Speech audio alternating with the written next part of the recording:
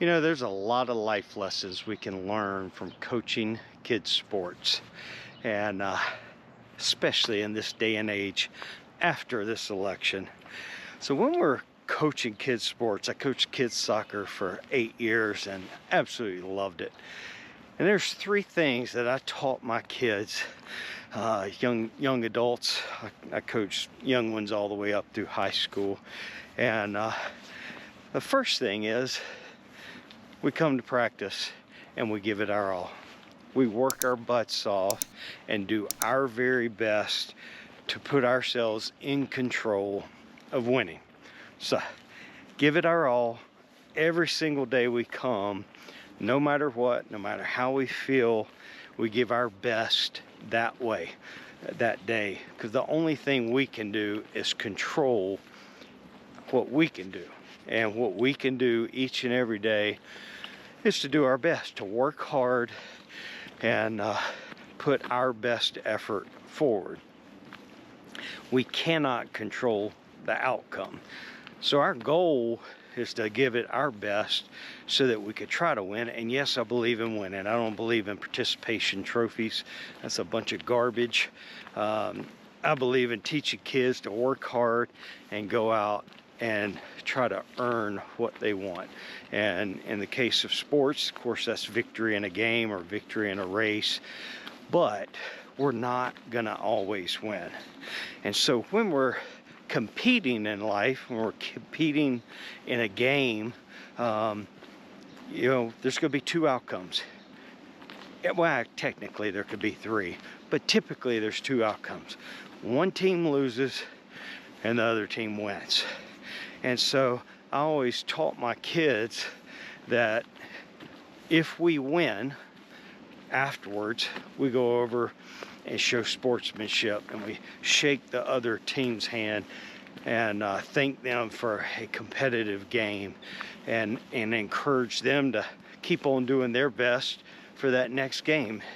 You don't go and that's one reason I don't watch the NFL anymore. A bunch of unsportsmanlike people jumping up and down, acting like idiots. But you don't go out, win, and then showboat off like, we kicked your butt, da da da, you're no good, you suck, and rub it in that you won. You act like a sportsman, and then you go over and thank them for a great game and encourage them to keep going. The second outcome is you lose. And when you lose, you don't act like a bunch of freaking crybabies and throw a temper tantrum because you didn't win, or blame the refs because they didn't ref right, or blame the other team because they cheated when they were actually just better than you were, or played harder than you did.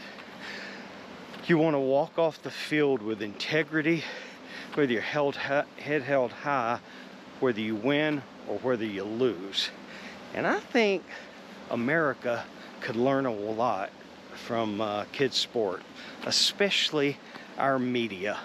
Right now, after the election, you got Democrats acting like a bunch of freaking crybabies and coming up with every excuse under the sun of why they didn't win, and blaming the other team and calling them names.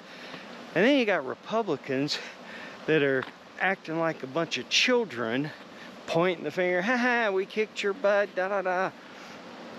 Both of them are wrong. Man, like, why can't we just all be Americans and be civil one another and say, congratulations, you won.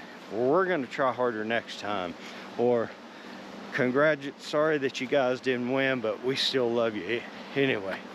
It is just getting on my everlast freaking nerve watching all the media outlets. I don't really watch them, but you still get it fed to you on YouTube, of overgrown adults acting like 2-year-olds. We're better than that, people. We're human beings. We're all Americans, whether our guy won or whether our gal lost in this situation. And we need to learn to act like decent human beings and treat people with love and respect. It's getting on my last nerve. There's a Bible verse in 1 Corinthians 13:11. It says, when I was a child, I spoke like a child, I thought like a child, I reasoned like a child. When I became a man, I gave up my childish ways. And that's what needs to happen in America. Whether your guy won or whether your gal lost, you need to grow up and act like a daggone adult. I just needed to vent today because this is getting on my everlasting nerve. So whether you're a Democrat, a Republican, a Libertarian, an Independent, I love you. Man, you're an American, and we are all blessed to live in this great nation. I was in the Air Force. My dad was in the Air Force. My grandfather was in the Army Air Corps, and he flew in World War II. My dad was in during the Vietnam era, but never actually had to go to the battlefield. And I was in during Desert Storm and was stationed in Europe. I never actually went into the desert. But I have been around this country. I've been to third world countries where entire families live in what we would call a storage building here, literally a shack.